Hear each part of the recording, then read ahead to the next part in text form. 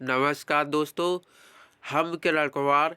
आज हम घातांक के लासा और घातांक के मासा अर्थात घातांक लगी हो उनके लघुत्तम समापवर्त और घातांक वालों का महत्तम समापवर्तक ज्ञात करना सीखेंगे।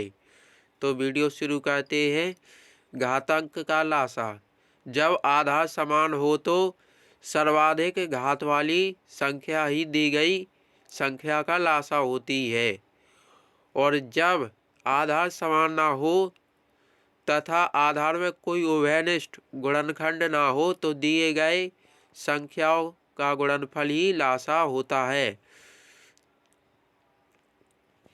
तो पहला सवाल है 5 की घात -1, 5 की घात -2, 5 की घात -4 तथा 5 की घात -12 का लासा ज्ञात कीजिए।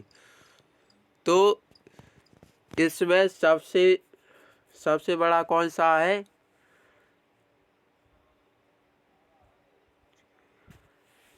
इसमें सबसे बड़ा है 5 की घात -1। तो यही हमारा लासा है। इनमें से 5 की घात -1, 5 की घात -2, 5 की घात -4 और 5 की घात -12। तो इनमें सब में 5 की घात 1/, क्या होगी 5। तो यही हमारा उत्तर 5 की घात -1। अब हम अगला प्रश्न देखते हैं। दूसरा वाला सवाल है 5 की घात 1, 5 की घात 2, 5 की घात 4, 5 की घात 6 तथा 5 की घात 12 का लासा ज्ञात कीजिए। तो इसमें 5 की घात सबसे बड़ा कौन सी है? 5 की घात 12। तो इनका लासा क्या होगा? 5 की घात 12, क्योंकि 5 की घात 1 कितना होता है? 5 की घात 1 होता है 5, और 5 की घात 2 कितना होता है? 25, और 5 की घात 4 कितना होता है? 25, 5 गुणा 5 गुणा 5 गुणा 5, तो कितना होता है? 25, 25 पलचे 125 और 5 125 पलचे 625। तो इसी तरह 5 की घात 6, तो इनमें सबसे बड़ी कितनी है? 5 की घात 12। तो हमारा उत्तर क्या है? 5 की घात 12। इनका लासा क्या है? 5 की घात 12। अब हम अगला प्रश्न देखते हैं।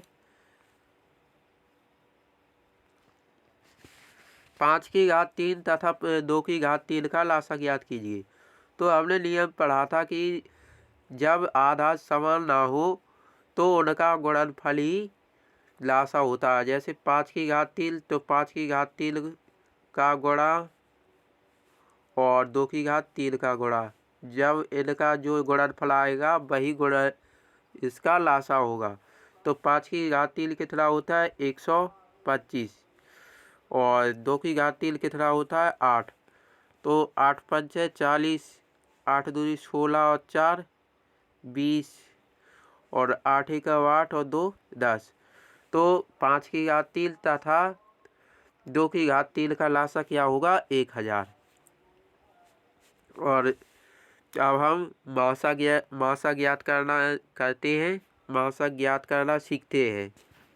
मासा अर्थात महत्तम समापवर्तक। घातांक का महत्तम समापवर्तक।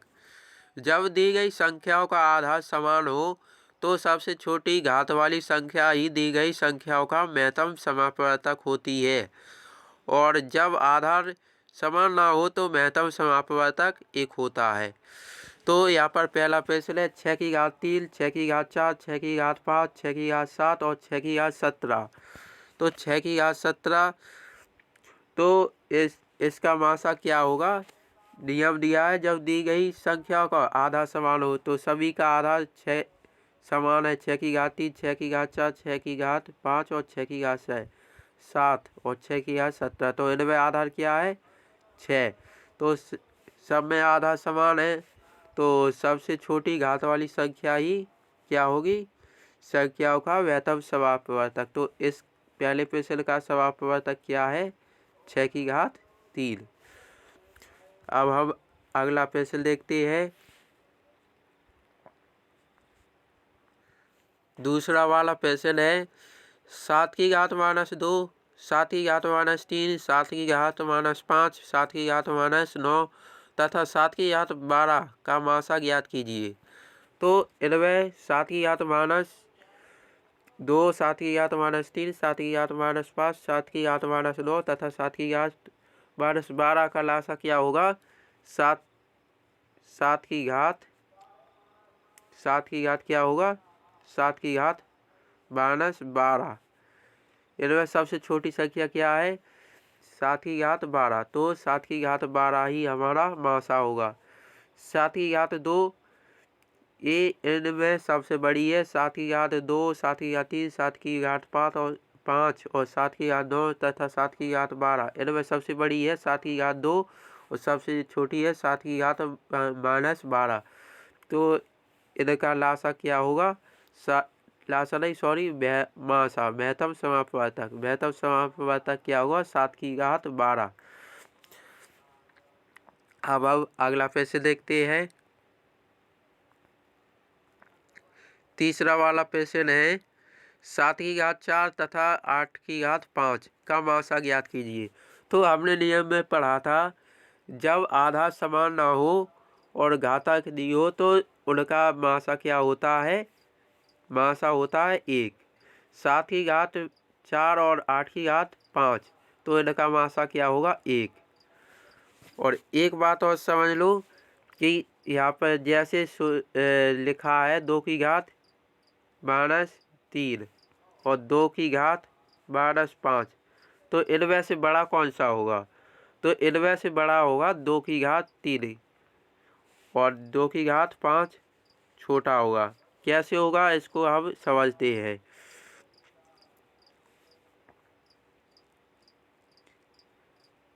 जैसे 2⁻3 तो इसे कैसे लिखेगी, 1/2 और इसे लिखेगी 1/2 तो 1/2 कितना होगा, एक का तो 1 होगा, 2 दूनी 4, 4 दूनी 8, 1/8 और एक कितना होगा, 1/2 दूनी 4, 4 दूनी 8, 8 दूनी 16 और 16 दूनी 32 कितना होगा, 1/32। तो इनमें से अगर इन दोनों भिन्नों में से कौन सा बड़ा है, 1/8। तो कितने 2⁻³ और 2⁻5 में 2⁻5 में से बड़ा क्या होगा, 2⁻3 क्योंकि 1 में 8 का भाग देगी तो कितना आएगा, 0.8 1 8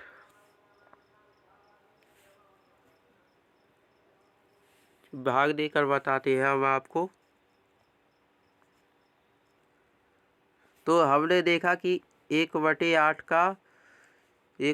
का कितना आएगा, भाग देने पर 0.8 1 8 और 8 दूनी 16 और 8 5 40 कितना आएगा, 0.125 और ऐसे ही 32 का आएगा कितना, 0 कितना आया, 0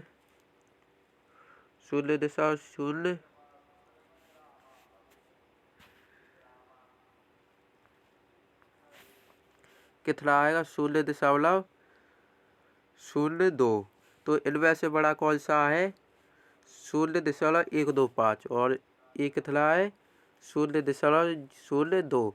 तो हमने देखा था कि 2⁻³ और 2⁻5 तो इनमें से बड़ा कौन सा है, 2⁻3।